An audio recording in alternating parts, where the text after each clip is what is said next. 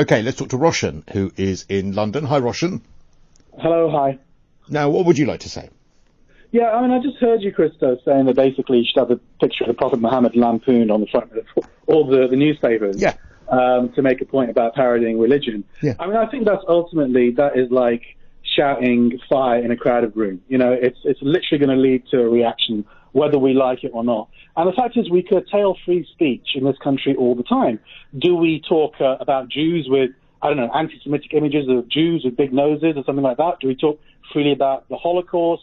Can we, even now, you know, we can't talk about the Taliban on many social media because, you know, regulators deem that this is incendiary, this will incite hatred or violence, etc. So the fact is, why would a picture of the Prophet Muhammad incite hatred? Well, because what you've just described is inciting hatred. If I were to put a parody of a Jewish person based on stereotypes around them, that would be seen as anti-Semitic, in the same way that if I did that about a race, or if I did that about a sexual orientation, that could be seen as provoking hate. Why would a parody cartoon of a prophet actually inspire hate? Because millions of Muslims around the world revere the Prophet Muhammad and think he is the best of creation. So if you insult him publicly, you are going to get a reaction because Muslims feel so strongly. So it doesn't inspire hate, it means you would take offence. That's different to inspiring hate. There would be nothing inspiring hate by putting that picture on the Prophet on the front page of a newspaper among other parodies of all religions. Why would I be allowed to put a parody of Jesus Christ on the front page of a newspaper and be fine about it, but I put a parody of the front page of the Prophet Muhammad and I would have to fear for my life? Well, you know, ultimately, because, I mean, answering your question directly, Muslims take their religion a lot more seriously than Christians, quite frankly. So that means that I would have to curtail my free speech for fear of some people in the Islamic community taking such offence that they would want to physically hurt me. It's only a minority of extremists like yourself who want to go around parodying the Prophet Muhammad. Most reasonable people don't want to do that. And the fact is, we have 4 or 5 million Muslims in this country. We are British citizens too. Our views should be taken into account, okay? No one is condoning violence here or threats. That should not happen. But the fact is, we have... You have just condoned violence and threats by saying... You just condoned violence and threats. You won't let me finish the sentence. What's the point of even having me on as a guest if you won't do the courtesy of letting me finish my sentence? When you say something that is directly contradicting a statement you've just made a second ago, I'm going to jump in. And you've just said, I'm not going to condone any violence. And when I said to you, why would there be violence towards me? You said, well, that's because Muslims take their religion more seriously than Christians. You didn't say that violence would be appalling and I condemn it. I said you're actually twisting my words. What I said is that there will be a reaction. I didn't talk about violence. I think there'll be a reaction. We have to think about social cohesion in this country, my friend, okay? We have 5 million Muslims in this country. We have a population of 60 million. We are British citizens, and we all have to get together. We all have to live together in a peaceful way. And that means a bit of give and take, a bit of compromise on both sides, on all sides. And it can't be extremists like yourself who basically want to go around inciting hatred against Muslims all the time, okay? That cannot happen, otherwise there'll be a reaction. And we may not like that reaction, but that is the fact. So social cohesion comes first before these illusions, these grand illusions about freedom of speech, unrestricted freedom of speech, which doesn't exist anyway. So you understand that if I were to hold up a picture of the Prophet Muhammad among other pictures of other religions being parodied, that there would be a reaction that would potentially compromise my safety, and I'm the extremist that you've described me as twice. No, you're putting words into my mouth. You just described me as an extremist twice. For example, I'll give you an example. If you did that in front of me, I would just walk out of the room. I would think you're a disgusting human being, but I would just walk out of the room and I would never speak to you again. However, there are nutters in every community, my friend, okay? There are nutters in every single community, whether you're Christian, Jewish, Hindu, or Muslim. And a minority of those nutters will do something foolish. So why give them that opportunity in the first place? The fact is, very few people want to go around ridiculing the Prophet Muhammad. It's only a minority of people. Why hold hostage the social cohesion of this country so a minority of extremists, secular fundamentalists, want to go around insulting Islam? Because we can insult every religion in this country. It's called free speech. John Cleese isn't in hiding because of Life of Brian, but the teacher who showed that picture of the Prophet Muhammad is. And I'm sorry, what you are asking for is one rule for people of the Islamic faith who don't want to take offence, and because of the fools within that faith who will think that that is a justification for being violent. But other religions, where I'm afraid to say it does not happen in any way to that kind of extent, well, they can handle their free speech. I've given you an example, a complete double standard, okay, where Jews don't get insulted, and quite rightly so in my opinion, but it's free game for Muslims. Anyone. No, but the example you gave was not an example of a religious figure within the Jewish community. Isn't that a double standard? Sorry. Isn't that a double standard? You answer my question now. No, because your example is completely invalid. I'm sorry. Have you ever seen the movie The Producers, which parodies Jewish people and their reaction to Hitler? What do you mean? It was a movie that was remade a couple of years ago. It was on the London stage a few years ago. Can you tell me whether Mel Brooks is in hiding? Of course not.